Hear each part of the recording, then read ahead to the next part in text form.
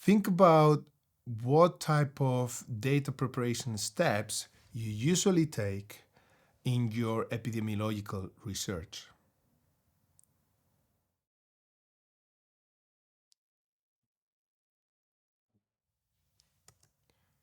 Likely, you mention things like, well, ensuring that you have enough samples to cover your power calculations, checking the quality of your data and making sure that any quality issues are randomly distributed so that they don't introduce bias, and also checking the representativeness of your data of your population, of the data for your population. In machine learning, we care about actually getting our hands on as much data as we can, because generally speaking, the more data we have, the better the model is going to be. In terms of the quality of the data, yes, all that I said earlier applies, but now we pay special attention to the quality of the outcome variable. Keep in mind that these models are entirely data-driven. So if the outcome is of bad quality, the whole model is going to be of bad quality. And the correlations that you find between the input and the output, they're just going to be completely, or they may be completely off. So again, quality of the outcome variable is of great importance to machine learning. Quality of the features of the input variables, yes, or the independent variables, yes. It's also important, but it's not such a huge deal here, considering that many machine learning models can deal relatively well with noise. And then also, we also need to think about the strategy that we're going to follow for data partitioning in cross-validation. So in general, these are the steps that we typically follow for data preparation. The first two are usually, well, data linkage and data cleaning. Again, data linkage will be particularly important in mental health research, considering that in this scenario for mental health research, we're interested in getting variables from multiple domains.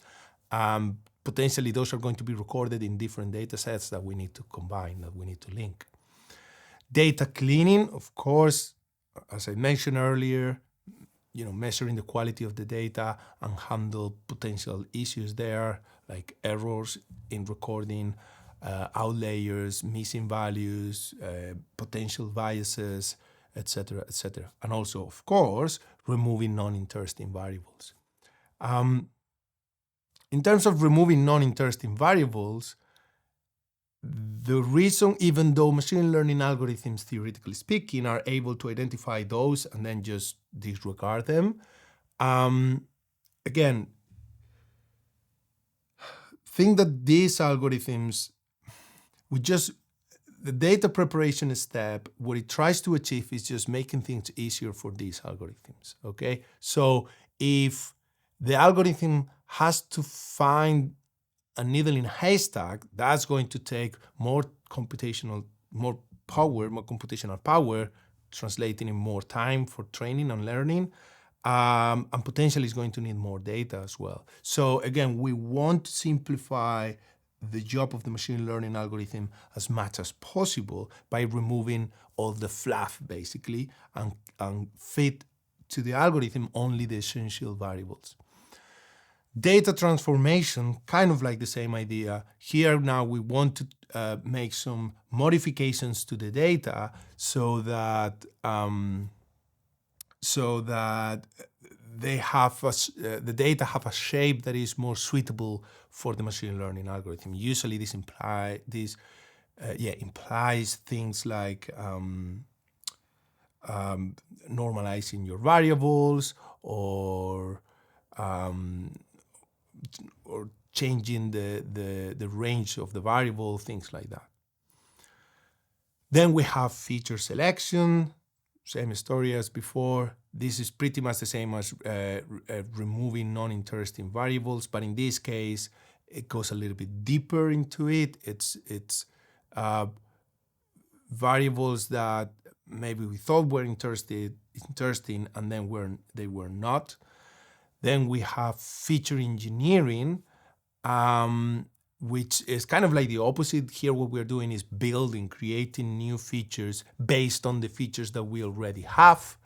Then we have dimensionality reduction, finally, which is taking all the information we have spread over n features and combine, compress all that information into a smaller number of features. So again, the idea now is that through this preparation process, we have taken the raw data and we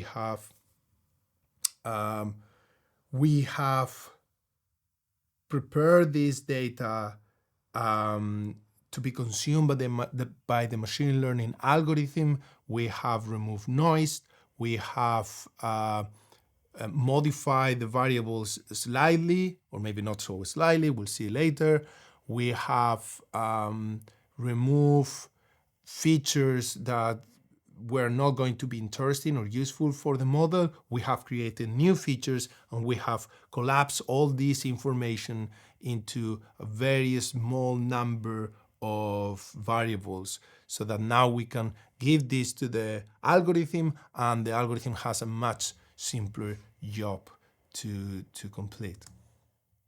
Now, while that data linkage and data partitioning is pretty much going to be the same, data linkage and data cleaning is pretty much going to be the same between your typical epidemiological studies and the machine learning ones.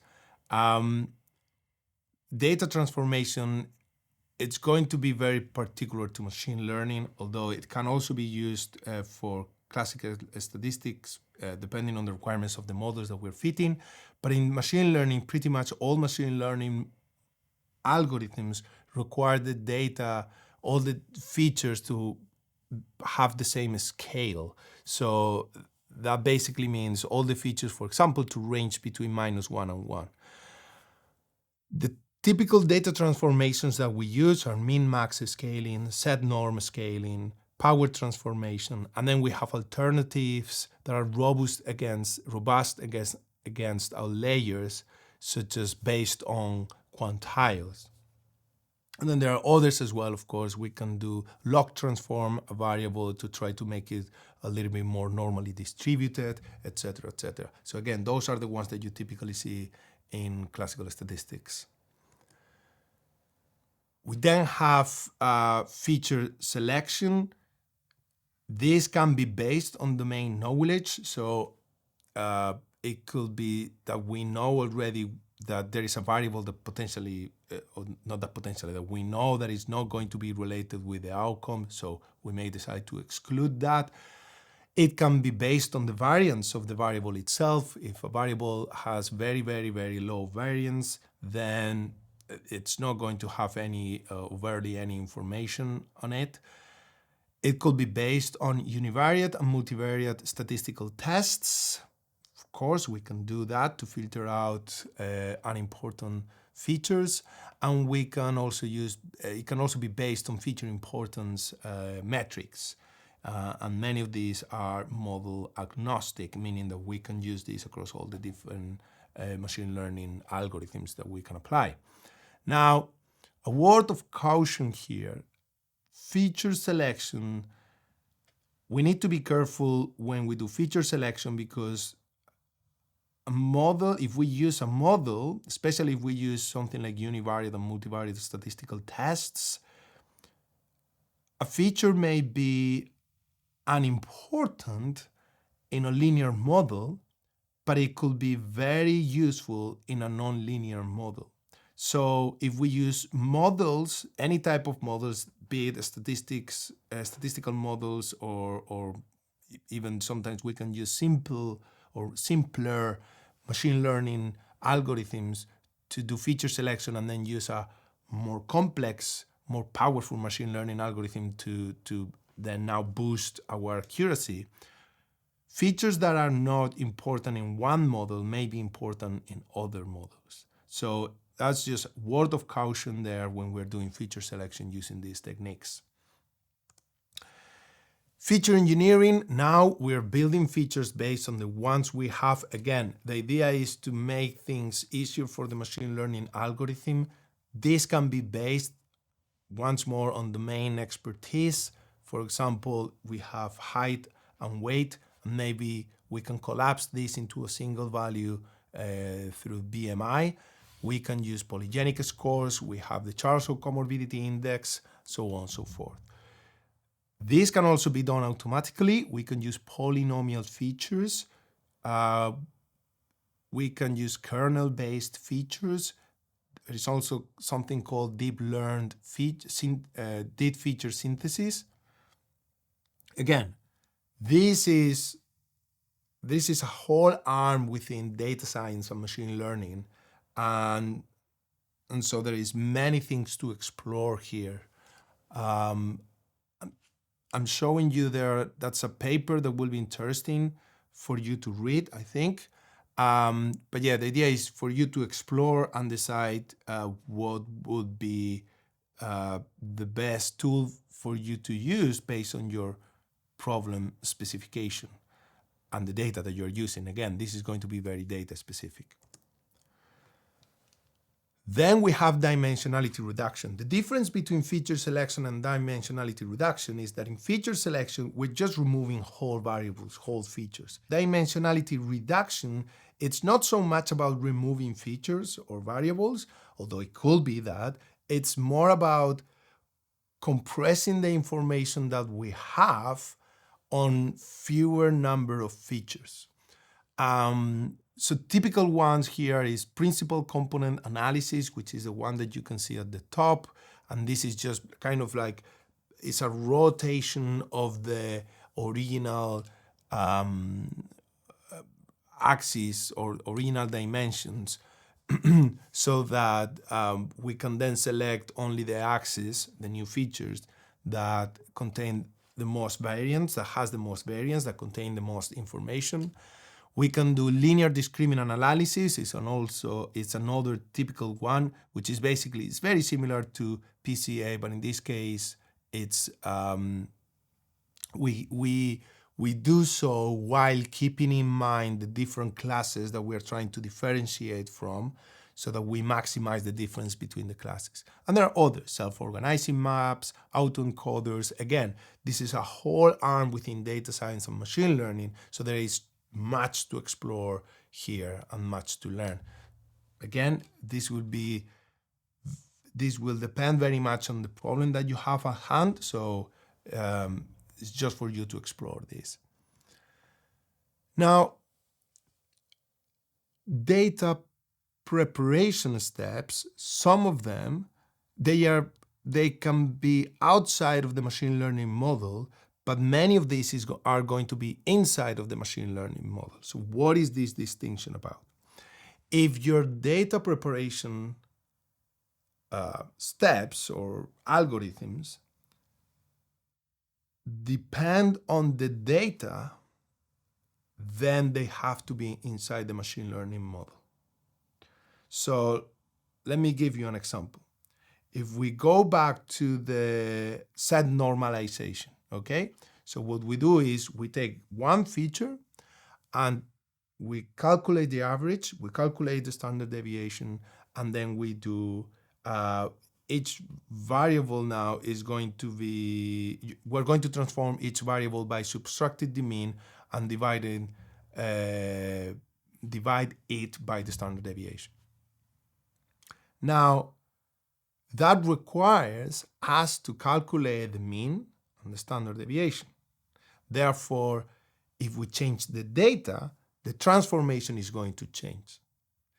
In that case, that data preparation step is part of the machine learning model.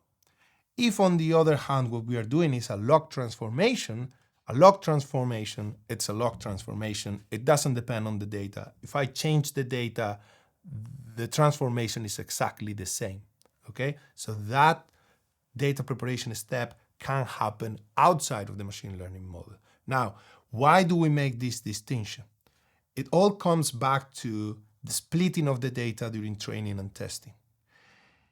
If your data preparation depends on the data itself, then it means that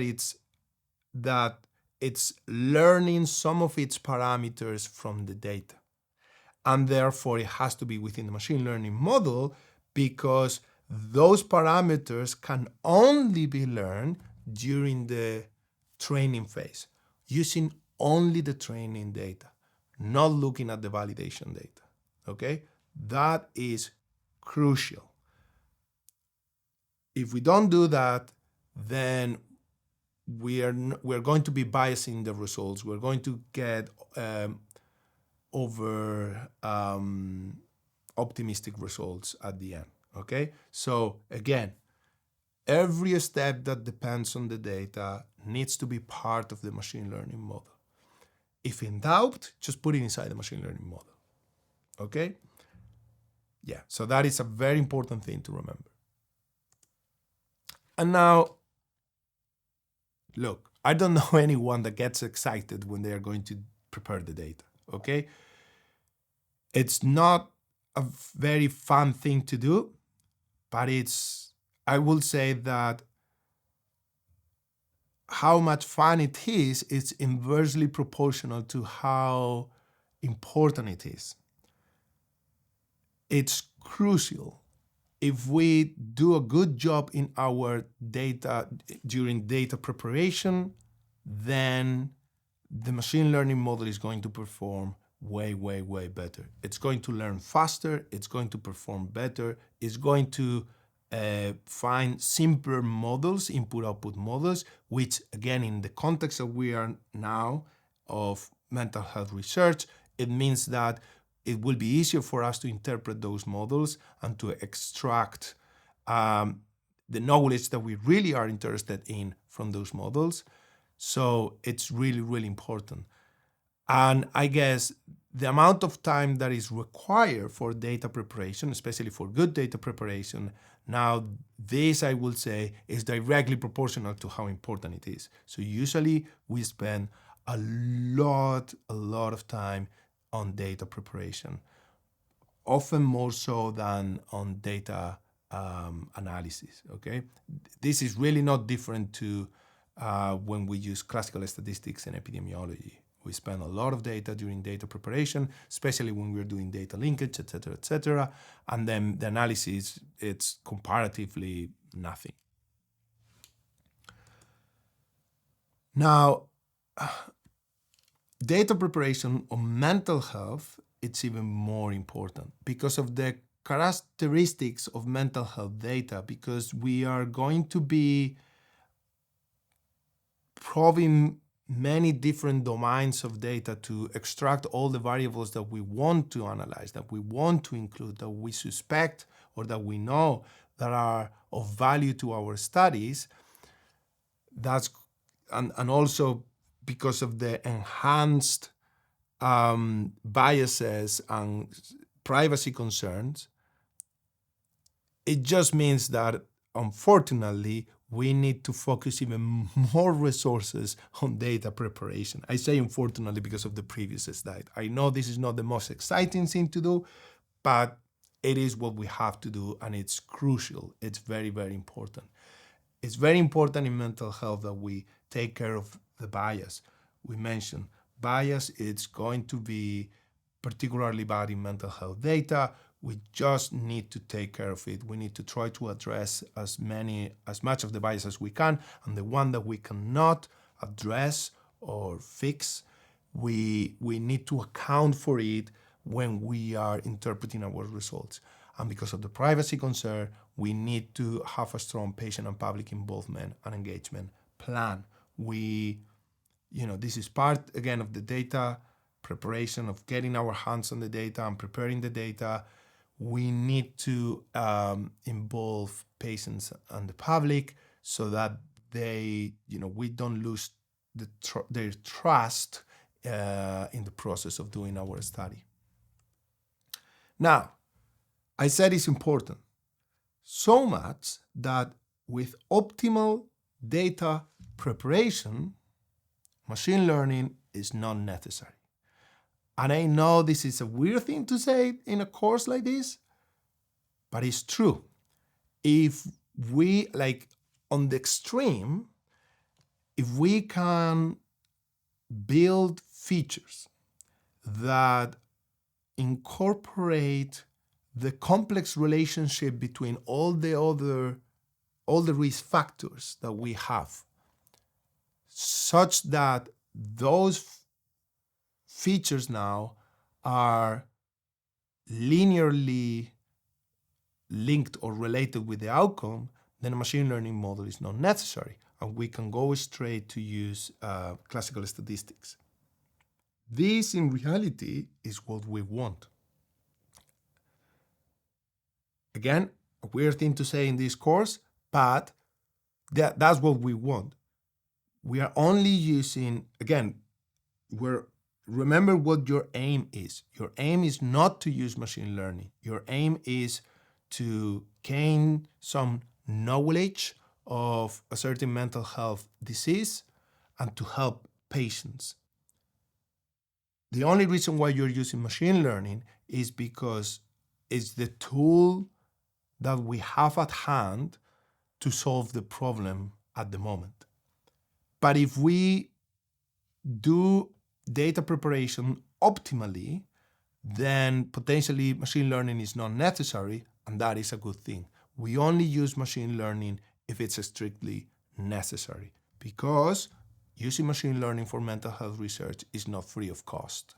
It adds a lot of complexity and extra work. So again, data preparation, data preparation, data preparation.